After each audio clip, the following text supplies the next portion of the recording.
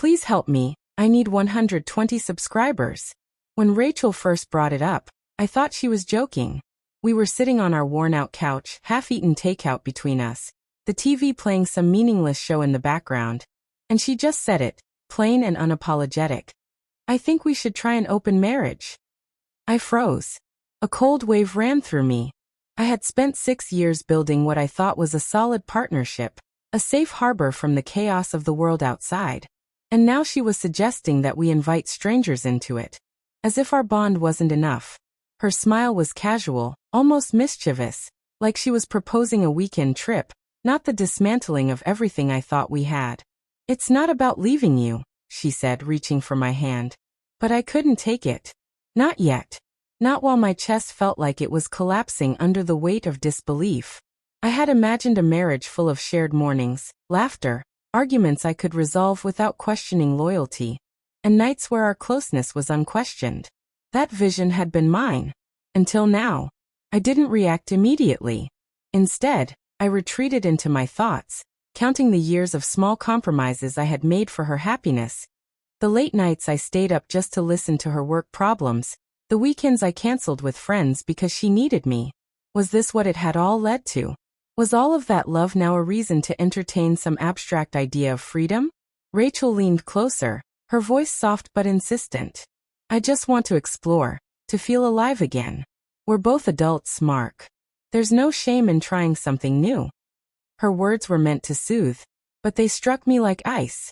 I imagined her with someone else, laughing, touching. The intimacy I had thought was ours suddenly shared with strangers. It was a betrayal in the tiniest, most precise way possible. Not with a slap or a scream, but with permission, with her consent, and worst of all, with a smile. I said nothing. I left the room, paced the apartment, and tried to breathe. I needed clarity, not confrontation. My mind raced through every argument I could make, every reason why this was a terrible idea. But beneath the rational thoughts, a quieter, sharper emotion was growing. Curiosity. If she truly wanted this, if she believed she could handle it, then perhaps I needed to see how far this rabbit hole went. Not for her, but for myself. To understand the depth of my own boundaries, and maybe, to reclaim the respect I had given so freely. The first week was the hardest. Rachel was euphoric, almost childlike in her excitement as she scrolled through dating apps, comparing profiles, and messaging strangers. She tried to include me, showing me pictures of men she found interesting, and asking what I thought. My stomach turned every time. I pretended to be indifferent, but inside a storm was brewing. This was my test, not hers.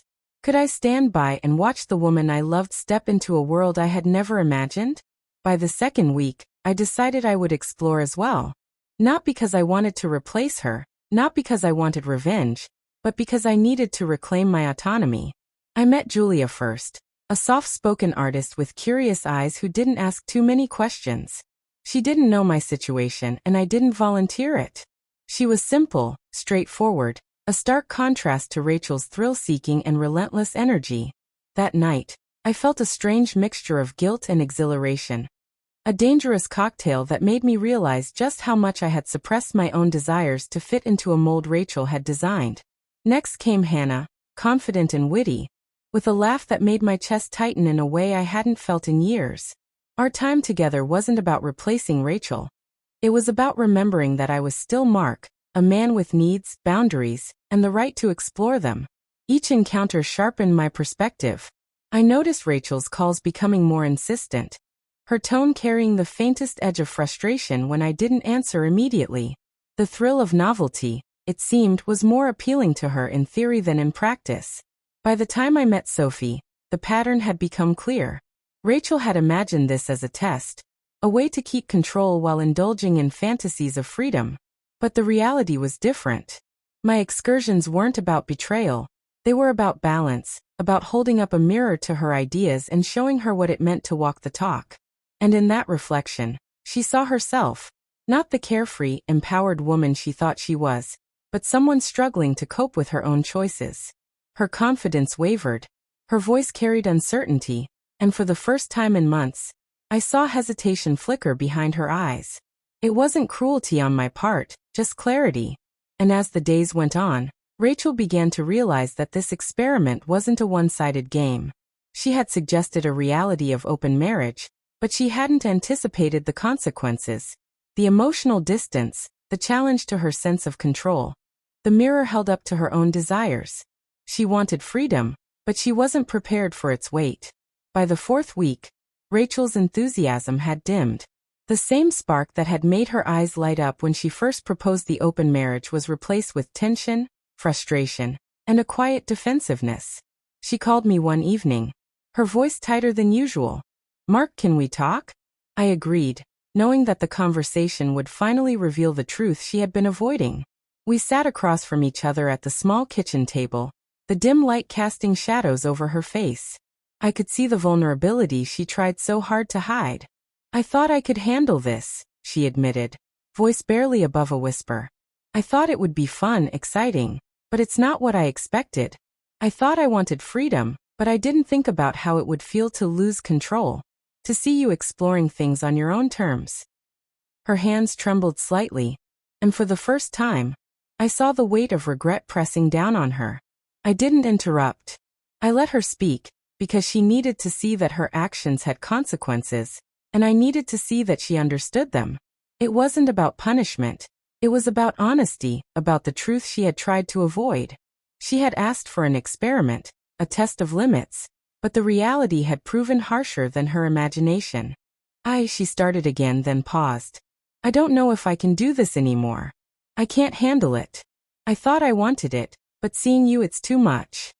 Her words were heavy with shame and realization, and I felt a mix of relief and sorrow. Relief that the experiment had brought clarity, sorrow that it had required such emotional turmoil to reach it. I leaned back, letting silence fill the room. I had learned a lot too, about boundaries, about respect, about the importance of mutual understanding. "Rachel," I finally said, voice calm but firm, "this isn't a game. Freedom isn't just about what you can take or explore. It's about understanding what it means for both of us. If you can't handle it, then we need to reconsider what we really want, together or apart." Her eyes filled with tears, and in that moment, I realized that the experiment had done its job. She had seen the consequences of her choices, and I had reclaimed the respect and clarity I needed. We didn't have all the answers, but the facade was gone. The honesty, as painful as it had been, was liberating.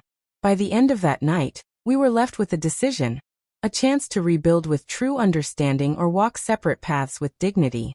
And as I watched her sit there, finally seeing the reality of what she had suggested, I knew that whatever happened next, I had taken control of my life, my choices, and my heart. For the first time in weeks, I felt a quiet certainty, a calm that came not from avoiding pain, but from facing it head-on.